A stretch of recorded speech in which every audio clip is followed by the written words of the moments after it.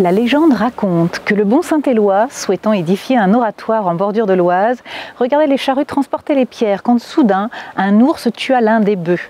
Saint-Éloi intervint et intima l'ours de remplacer le bœuf. L'ours s'exécuta jusqu'à la fin des travaux et donna ainsi son nom à l'abbaye d'Ourscan, le champ où travaillait l'ours.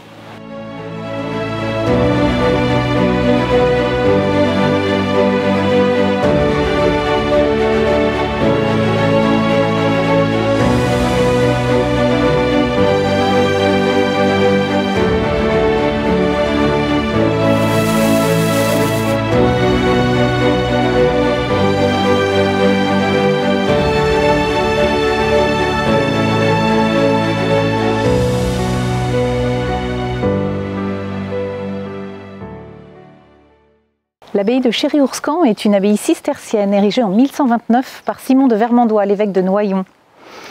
Le chœur gothique et ses chapelles attenantes datent de 1250. Imaginez ici 120 moines de chœur remplissant ce lieu de leur chant.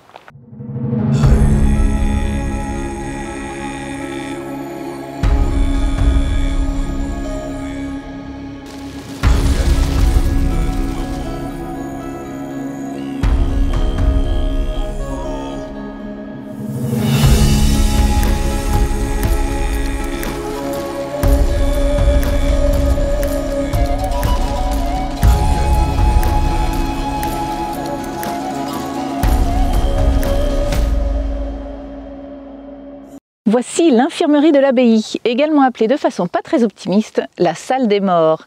Elle date du XIIIe siècle et c'est Père Bernard qui va nous faire découvrir sa charpente.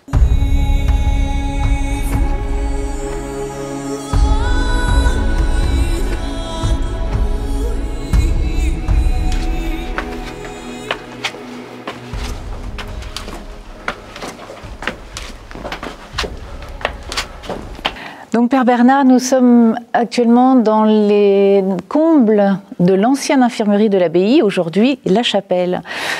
Donc c'est une véritable forêt du XIIIe siècle. Tout à fait, tout à fait. La restauration, d'après le contremaître, il resterait 70% du bois d'origine.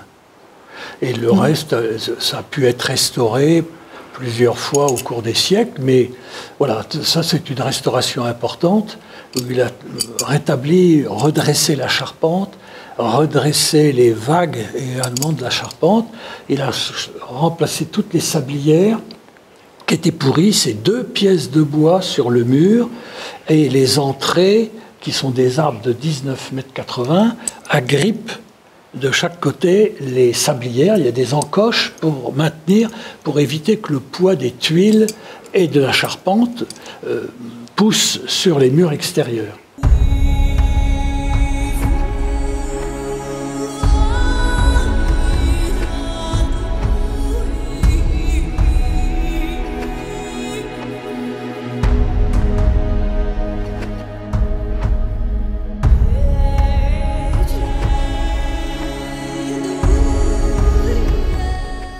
Au moment de la Révolution, il ne reste que 8 moines à l'abbaye, qui sera transformée pour 2-3 ans en hôpital. Ensuite, c'est Radix de Sainte-Foy, l'ancien surintendant des finances du comte d'Artois, qui l'acquiert pour en faire une demeure de plaisance.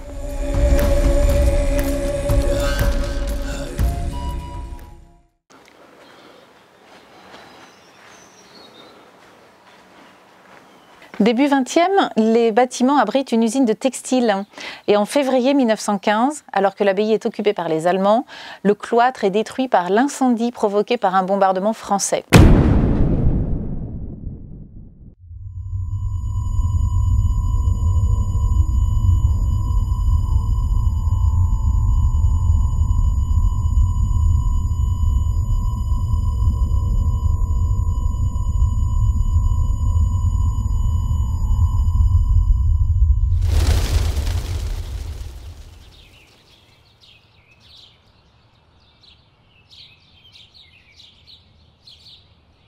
En 1941, le comte Biver rachète le domaine pour y installer la communauté des serviteurs de Jésus et de Marie, qui est toujours présente à l'heure actuelle dans les lieux. Allons les retrouver dans la chapelle.